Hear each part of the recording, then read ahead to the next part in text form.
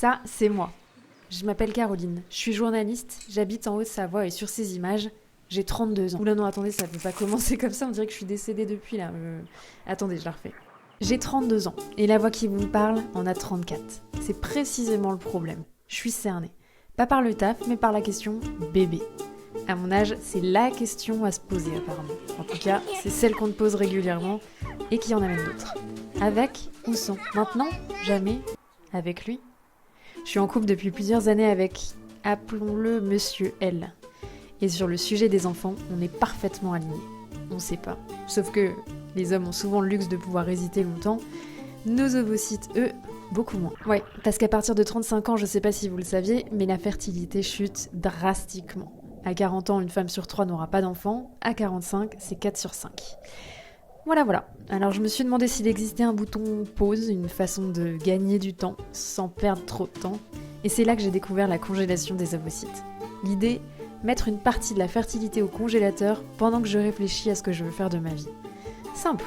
Enfin, en théorie. Pendant plusieurs mois, j'ai enquêté sur cette promesse et questionné pas mal de monde sur le sujet. C'est terrible. Peut-on et doit-on vraiment congeler son horloge biologique? Tout ça pour comprendre et aussi pour patienter. Parce que vous allez voir, ça peut être très long.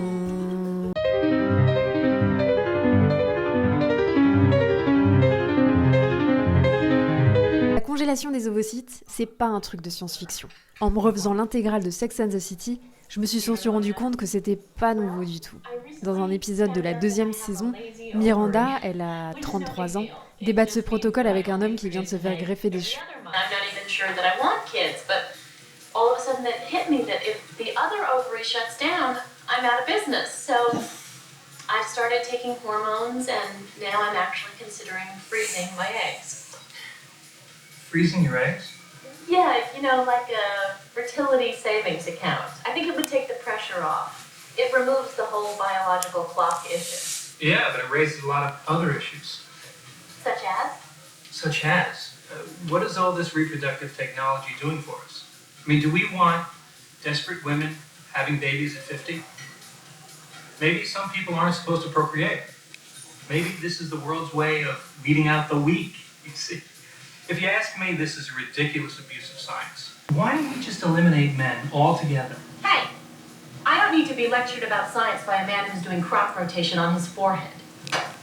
Ça, c'est la saison 2, épisode 11 de Sex and the City. On est en 99. Voilà, le sujet il date pas d'hier, c'est exactement les mêmes interrogations qu'on se pose avec les mêmes réflexions de mecs qu'on imagine. En parallèle de l'intégrale de Sex and the City, la vie continue. L'idée a fait son chemin et je décide de faire cette congélation parce que, pourquoi pas, j'y vois que du positif. Je consulte quand même Monsieur L. Je voulais te demander...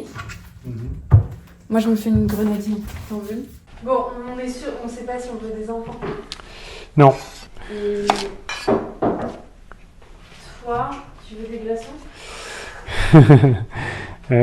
Déjà, je sais pas trop comment je me place parce que moi, évidemment, disons que les circonstances font que, évidemment, ça m'arrange. Forcément, si là tu me disais, si moi j'étais dans ma position et que tu me disais, je veux un enfant tout de suite, franchement, je sais pas comment on ferait. Je serais dans la merde, quoi. Et je préfère ne pas avoir à me poser cette question. Moi, je me dis, c'est cool, on s'achète du temps, quoi. Tu peux faire un gamin de façon normale. Ouais. Et puis pour un deuxième, t'as congelé tes ovules, du coup tu peux le faire plus tard, quoi. Bah ouais, c'est ça qui est génial, c'est que si alors attendez, pause. En revoyant cet échange, je réalise qu'il faut peut-être que j'explique vite fait en quoi ça consiste la congélation ovocytaire. Bon, déjà, c'est quoi un ovocyte? C'est la cellule reproductrice féminine. On peut dire que c'est un peu l'équivalent au féminin du spermatozoïde. C'est aussi le gamète femelle qui n'est pas encore arrivé à maturité. D'ailleurs, petit aparté, mais en m'expliquant pourquoi le sperme a été congelé bien avant les ovocytes, Claire Grino, qui est chercheuse et docteur en philosophie, m'a donné une petite anecdote. Et peut-être que certains préjugés, jugeant que le corps féminin ayant été défini par le corpus médical depuis le 18e, 19e siècle comme un corps défaillant, peut-être qu'on a attribué les mêmes qualités à l'ovocyte. Et en tout cas, dans la littérature médicale, moi j'avais noté qu'il y avait des plaintes, en quelque sorte en tout cas des qualificatifs de la part des chercheurs, chercheuses, de la part des biologistes qui travaillaient sur l'ovocyte pour dire que c'était une cellule extrêmement presque capricieuse, vulnérable. Donc c'est comme s'il y avait une projection des propriétés associées au corps féminin, à l'organisme féminin, une projection sur cette cellule qui n'est même pas un tissu, qui est vraiment qu'une cellule. Donc ça n'a pas grand sens de dire qu'une cellule est vulnérable, oui, capricieuse, non. Mais ce préjugé peut expliquer qu'on n'a pas pensé à transformer les protocoles ou à les adapter rapidement parce que c'était comme logique qu'ils ne fonctionnent pas dès lors que cette cellule féminine, soi-disant féminine, qui était même le siège de la féminité pour certains, était, comme sont réputées l'être les femmes, délicates et capricieuses. Je trouve ça fascinant. Bref, pour revenir à nos petits ovocytes typiquement féminins, ça commence donc par une stimulation hormonale pour faire mûrir plusieurs ovocytes. Ils sont ensuite prélevés lors d'une intervention courte, sous anesthésie. Les ovocytes qu'on jugera assez matures seront alors congelés et conservés pendant plusieurs années, éventuellement. Plus tard, ils pourront être utilisés dans le cadre d'une fécondation in vitro. Et le but, c'est d'avoir des ovocytes un peu figés dans le temps. Ouais, mais c'est pas gratuit. La prise en charge est gratuite de la ponction, du protocole, etc. Ouais. Par contre, chaque année, tu payes 30 € par an, le frigo, en gros. Ça peut être dangereux ou pas? On n'a pas assez de recul pour voir exactement le bouleversement que ça crée sur le long terme. Ouais. Mais non. Puis tu deviens pas moins fertile parce que tu as pris des ovocytes. Après, est-ce que si moi j'étais une meuf, je le ferais? Oui, probablement. Moi, Ça- en fait, tu vois, je vois de moins en moins de raisons de ne pas le faire. Si ce n'est que je pique peut-être la place à des femmes qui en ont véritablement besoin et qui ont 35 ans, quoi.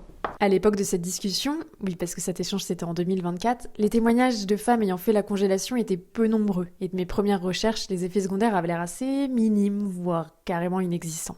Donc le danger derrière le protocole ou les effets secondaires, ça m'a pas vraiment freiné dans le fait de faire ce protocole. Enfin, de prendre un rendez-vous, je précise. Oui, parce que c'est là que ça devient burlesque. En France, la première étape pour la congélation ovocitaire, c'est se rapprocher des CECOS, les centres d'études et de conservation des œufs et du sperme humain. Mais depuis 2021 et l'ouverture de la loi bioéthique, obtenir un rendez-vous, c'est...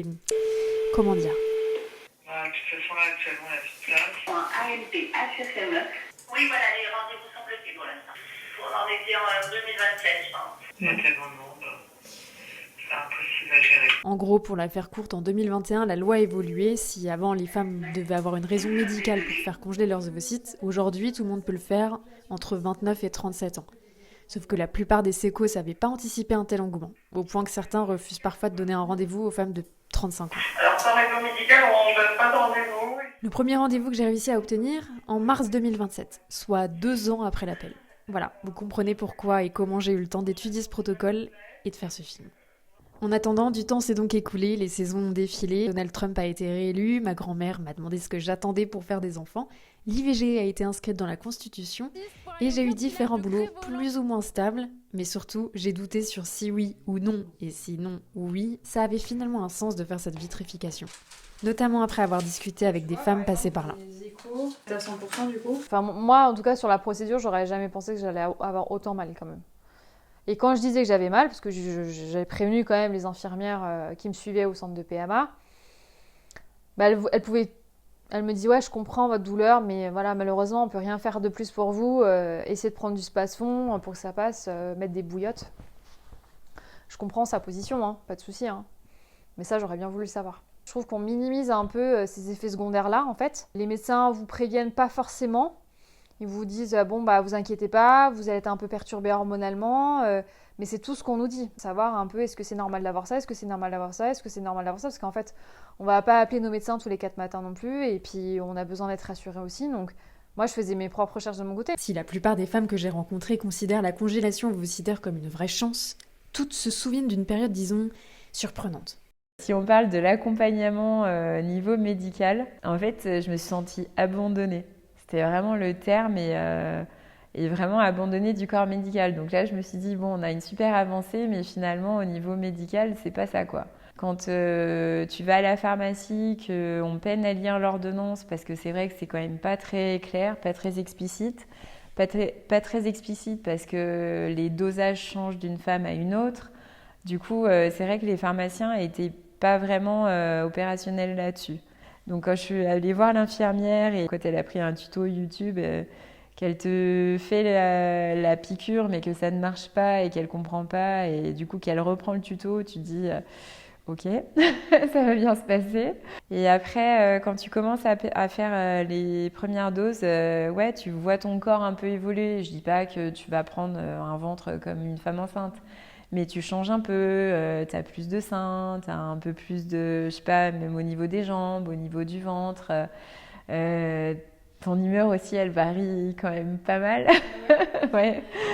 En fait, au début, t'es vachement joviale. Et puis après, moi, j'ai senti, tu vois, quand on me les avait prélevés, ben ouais, t'es un peu plus... un peu comme un blues d'après. Quand on m'a fait le prélèvement, c'était après de me dire cool, il y en a eu autant de prélevés. Mais en fait, mon corps a un peu changé. Et en fait, j'ai rien de concret, quoi. C'est pour plus tard, quoi. Du coup, ça, c'était un peu dur aussi. Ce qui était dur, je pense, c'était plutôt l'aspect psychologique, le fait de moi-même m'injecter ces produits, on le sent, et de me dire, alors, ça m'a donné beaucoup d'angoisse initialement, et je ne pensais pas que ça le ferait, mais la première injection, je me suis dit, ok, là, le processus commence vraiment, et je me suis reposé la question, mais pourquoi j'inflige ça à mon corps ? Bon, donc il y a eu quand même des sueurs froides, on va dire, des nuits à réfléchir. Au bureau, c'était difficile de cacher la fatigue, qui est venue assez rapidement, les douleurs, on sent que le corps réagit quand même. Et ça, je l'accueillais. Mais oui, il y a eu une sensation pendant 10 jours où le moral n'était pas au beau fixe. C'est quand même plus la redescente de l'anesthésie générale et tout. J'étais vraiment déprimée, j'étais pas bien. Et en plus, donc dans l'après-midi, j'ai appris qu'il y avait juste 6 ovocytes de congelés, 7 qui avaient été monctionnés et 6 congelés. Alors même que j'étais pas sûre de vouloir un jour un enfant, je me suis rendu compte qu'en pensant m'acheter un peu de sérénité et de temps, je me suis surtout rajouté encore plus de questions. C'était pas vraiment le but, vous voyez. Et là encore, c'est quelque chose dont Claire m'avait parlé. Après coup, à toutes les femmes, on pourra reprocher éventuellement de ne pas avoir pris leurs responsabilités, de ne pas avoir recouru à cette technique. Et donc, selon le raisonnement, vous n'avez pas d'enfant, vous essayez de faire un enfant à plus de 40 ans. Il y avait une technique qui en plus était non seulement disponible, mais gratuite. Vous avez jugé qu'il n'était pas bon de le faire. Maintenant, il faut en supporter les conséquences. D'où le caractère anxiogène. C'est-à-dire qu'à partir du moment où elle existe, le choix s'impose en quelque sorte à tout le monde, y compris à des personnes qui ne pensent pas du tout à la question de faire famille dans leur vingtaine, dans leur trentaine. Et parce que cette technique existe et qu'il y a des limites d'âge, il y a un choix à prendre, ne pas y recourir, c'est aussi un choix de refus. Et puis des fois, s'intéresser à ce sujet apporte des réponses qu'on n'attendait pas et qu'on n'aurait peut-être jamais voulu savoir. Le terme qui a été posé, c'est préménopause. Donc, je me dis, mais c'est pas possible. Je me suis refait le film dans ma tête, comment j'en suis arrivée là. Oui, ça a fait un coup encore plus sur la féminité de nouveau, de me dire, mais quand est-ce que ça va arriver ? Qu'est-ce que ça veut dire, préménopause ? Est-ce que je vais ne plus avoir mes règles demain ? Qu'est-ce qu'il me reste ? Quel temps me reste-t-il ? Bon, même si tout le monde a été dans le soutien dans cet hôpital, quand même dit, si vous avez un projet d'enfant, il ne faudra pas attendre. Si en 6 mois ça ne fonctionne pas, vous revenez nous voir. En parallèle de ces discussions, mon premier rendez-vous a finalement été avancé. Je pense parce que j'ai interviewé le docteur Pauline Jagger du service de la reproduction de l'hôpital Mère-Enfant de Bron. Alors je peux vous dire que sur l'année 2025, on a fait entre 700 et 800 ponctions pour congélation d'ovocytes. J'ai donc eu mon premier rendez-vous avec le professeur Sam. Mon rôle, c'est d'informer que la fertilité féminine se casse la figure au fur et à mesure que l'âge avance. Mais une fois que j'ai dit ça, les gens font bien ce qu'ils veulent. Que j'ai notamment questionné sur les aspects négatifs du protocole. Et dernière question, est-ce que je dois m'attendre à des effets secondaires Oui, mal au ventre, mauvaise humeur. Oui, c'est ce que disent les femmes. Et puis, après, c'est un geste chirurgical comme un autre. Il y a des risques d'infection, d'hémorragie. Mais enfin, on fait plus de 2000 ponctions par an dans le centre. Une même procédure, mais pas forcément le même récit. Une stimulation hormonale, c'est pas quelque chose qui est anodin, même si médicalement ça a beaucoup été présenté comme ça. On commence un petit peu, il y a encore beaucoup à faire à mon sens, à parler de l'impact de ces traitements. qui sont quand même pas neutres hormonalement. Voilà, on sait aujourd'hui que les conséquences peuvent quand même être sur le long terme. Alors là, on va avoir une très grande inégalité, c'est-à-dire qu'il y a des femmes qui vont très bien le vivre, qui vont dire « ah ben non, moi c'est comme si ça n'avait rien changé », et des femmes pour lesquelles ça va être extrêmement éprouvant, émotionnellement, physiquement, avec des impacts physiques importants.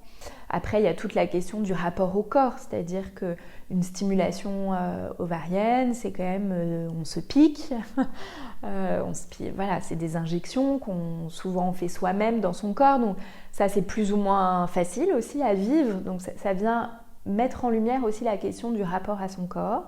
Est-ce qu'on sent son corps aussi capable, compétent, en capacité de, ou est-ce que au contraire ça peut réveiller ou mettre en lumière le fait que non, on a l'impression que son corps il n'est pas à la hauteur, qu'il n'est pas capable, qu'il n'arrive pas.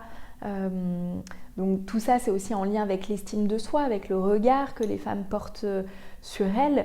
Donc voilà, ça peut venir impacter finalement toutes ces dimensions-là, et donc de manière globale ça peut vraiment venir impacter l'identité, je crois, et la dimension narcissique, l'amour qu'on se porte, le regard qu'on se porte à soi. Justement, quel regard je porte sur moi, sur mon corps, sur mes ovaires et sur ma possibilité d'être mère naturellement.